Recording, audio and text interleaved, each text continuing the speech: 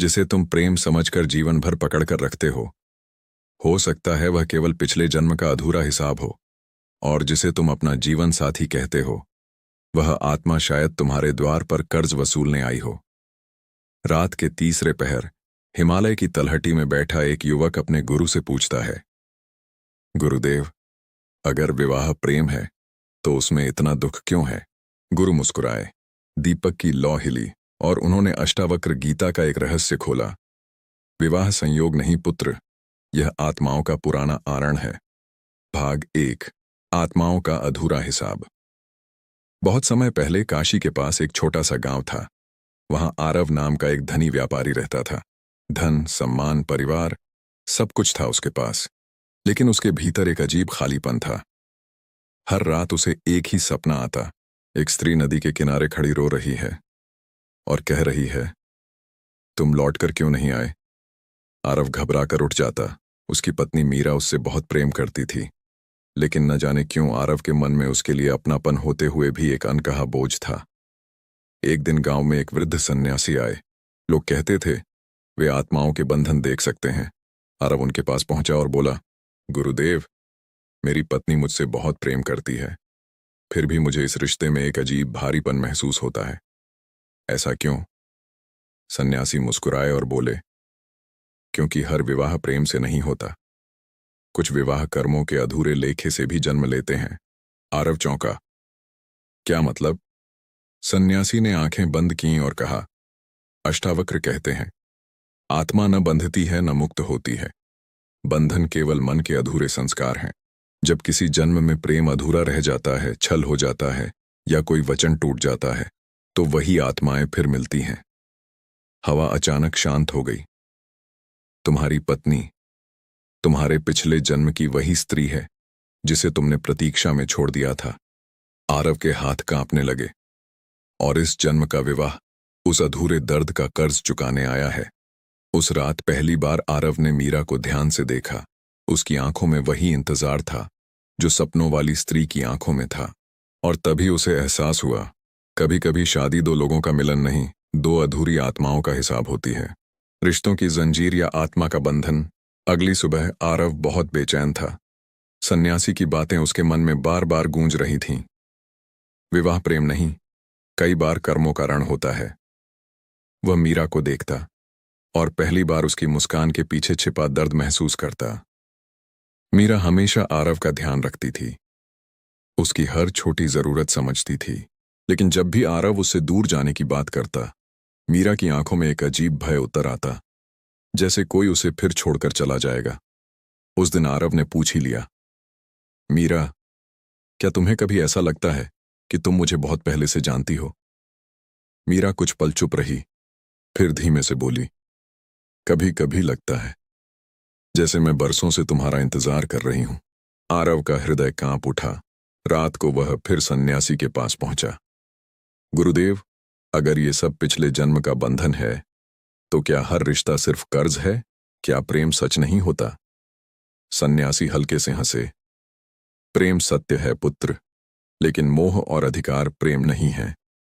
उन्होंने मिट्टी पर एक रेखा खींची और बोले, अष्टावक्र गीता कहती है, मन ही संसार बनाता है। जहां मेरा शुरू होता है, वहीं बंधन शुरू हो जाता है। आरव ध्यान से सुन रहा था। सन्यासी बोले, जब दो आत्माएं मिलती हैं, तो वे अक्सर प्रेम से ज्यादा अपेक्षाएं लेकर आती हैं। किसी को सम्मान चाहिए, किसी को साथ, किसी को अधूरा प्रेम और किसी को बदला।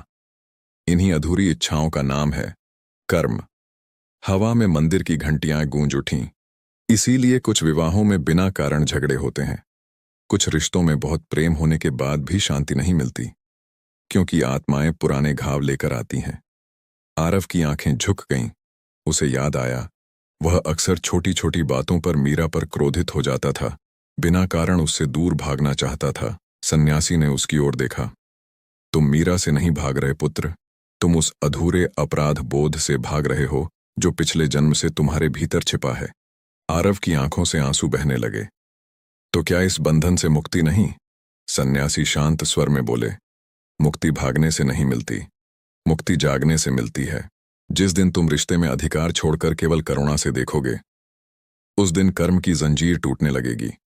उस रात आरव पहली बार मीरा के पास गया, बिना किसी शिकायत के। मीरा ने पूछा, क्या हुआ? आरव बस इतना बोला, शायद मैं तुम्हारा बहुत पुराना कर्जदार हूं। और मीरा की आंखों से अचानक आंसू बह निकले, जैसे किसी जन्मों पुरानी प्रतीक्षा ने पहली बार सुकून महसूस किया हो। पति पत्नी, बंधन नहीं, दर्पण। दिन बीतने लगे। आरव अब पहले जैसा नहीं रहा था। वह मीरा को समझने की कोशिश करता, उसकी बातों को सुनता, और हर बार उसे महसूस होता कि मीरा की नाराजगी में भी कोई पुराना दर्द छिपा है। लेकिन एक बात अब भी उसे परेशान करती थी।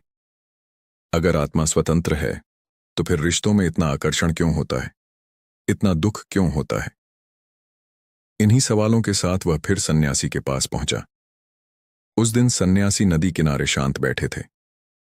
सूरज ढल रहा था, पानी पर सुनहरी रोशनी तैर रही थी।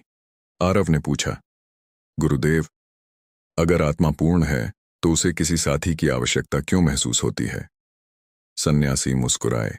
उन्होंने नदी के जल में आरव का चेहरा दिखाया और बोले, तुम ये क्या देख रहे हो?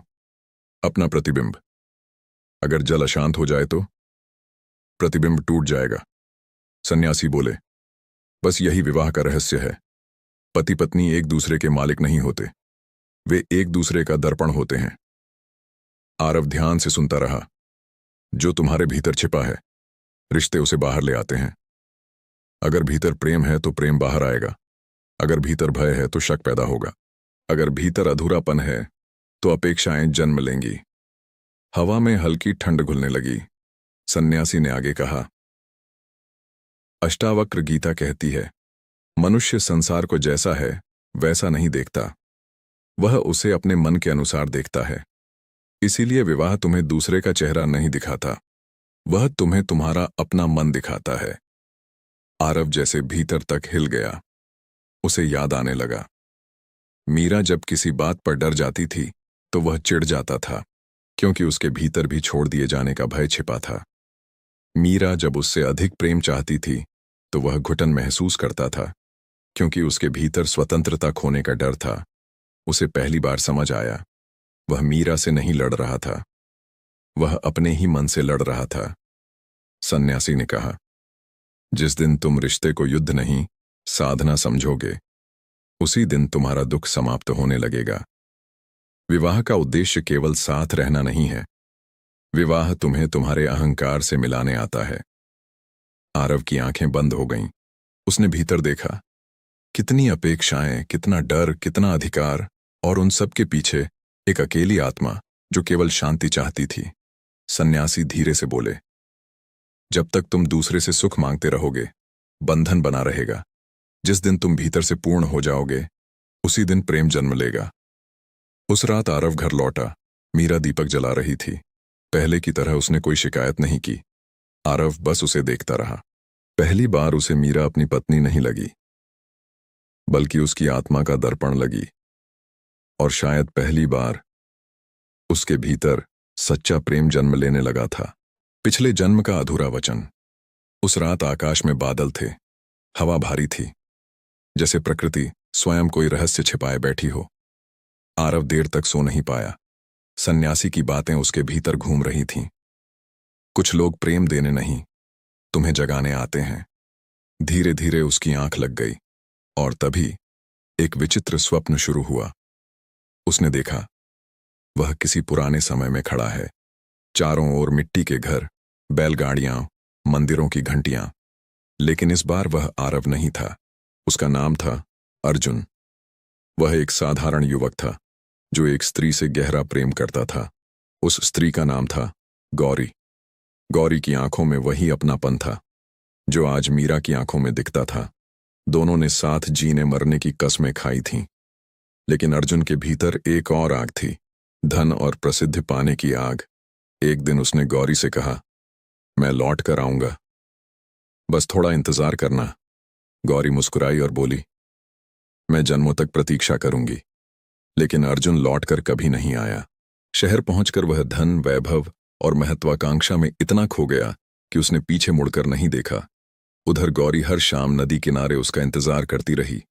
दिन बीते, महीने बीते, और फिर वर्षों बाद उसी प्रतीक्षा में उसकी मृत्यु हो गई।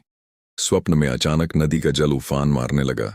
गौरी की आवाज गूंजी, अधूरे वचन आत्माओं का पीछा नहीं छोड़ते। आरव घबराकर उठ बैठा। उसका शरीर पसीने से भीगा हुआ था। सुबह होते ही वह सन्यासी के पास भागा। गुरुदेव, मैंने सब देखा। मैंने उसे छोड़ दिया था। मीरा वही गौरी है ना? सन्यासी शांत रहे। कुछ देर बाद बोले, हाँ पुत्र, जिसे तुम आज पत्नी कहते हो, वह पिछले जन्म की वही आत्मा है। आरव की आंखों से आंसू बहने लगे। तो क्या यह विवाह केवल सज्जा है? सन्यासी ने गहरी सांस ली। नहीं, कर्म दंड नहीं देता। कर्म केवल अधूरापन पूरा करवाता है। अष्टावक्र कहते हैं, अज्ञान में किया गया हर कर्म मन पर छाप छोड़ देता है और वही छाप आत्माओं को बार बार मिलाती है। उन्होंने आगे कहा, लेकिन याद रखो, इस जन्म का उद्देश्य केवल पुराना कर्ज चुकाना नहीं है। इस जन्म का उद्देश्य जागना है। आरव चुप था। सन्यासी बोले, अगर तुम फिर वही मोह, वही अहंकार, वही अपेक्षाएं जियोगे तो यह चक्र फिर चलेगा। लेकिन अगर तुम इस रिश्ते को चेतना से जी लोगे तो यही विवाह तुम्हारी मुक्ति का द्वार बन सकता है। हवा अचानक शांत हो गई। आरव ने पहली बार समझा, शादी केवल दो शरीरों का साथ नहीं, दो आत्माओं की अधूरी यात्रा भी हो सकती है। और शायद इसीलिए कुछ लोग पहली मुलाकात में ही अपने लगते हैं, कुछ बिछड़कर भी भीतर से नहीं जाते, और कुछ रिश्ते चाहकर भी टूट नहीं पाते, क्योंकि आत्माएं शब्दों से नहीं, कर्मों से जुड़ी होती हैं। उस रात जब आरव घर लौटा तो उसने मीरा को चुपचाप आंगन में बैठे देखा। मीरा ने उसकी ओर देखा और धीमे से पूछा, आज तुम्हारी आंखों में इतना दर्द क्यों है?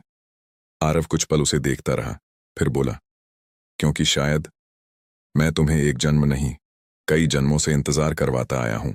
मीरा की आंखें भर आईं और उसी क्षण दो आत्माओं के बीच वर्षों पुराना मौन पहली बार पिघलने लगा। जहां प्रेम समाप्त होता है, वहीं से मुक्ति शुरू होती है। समय धीरे धीरे बदलने लगा। अब आरव और मीरा के बीच पहले जैसे झगड़े नहीं होते थे, लेकिन एक अजीब खामोशी दोनों के भीतर उतर गई थी। वह खामोशी दुख की नहीं थी, समझ की थी। आरव अब मीरा को बदलने की कोशिश नहीं करता था और मीरा ने भी उससे अपेक्षाएं कम कर दी थीं। दोनों साथ रहते थे, लेकिन अब पकड़कर नहीं। एक रात मीरा ने पूछा, क्या तुम्हें अब भी डर लगता है कि मैं तुम्हें छोड़ दूंगी? आरव मुस्कुराया, नहीं, क्योंकि अब समझ गया हूं कि कोई किसी का कभी था ही नहीं। मीरा उसकी ओर देखती रह गई।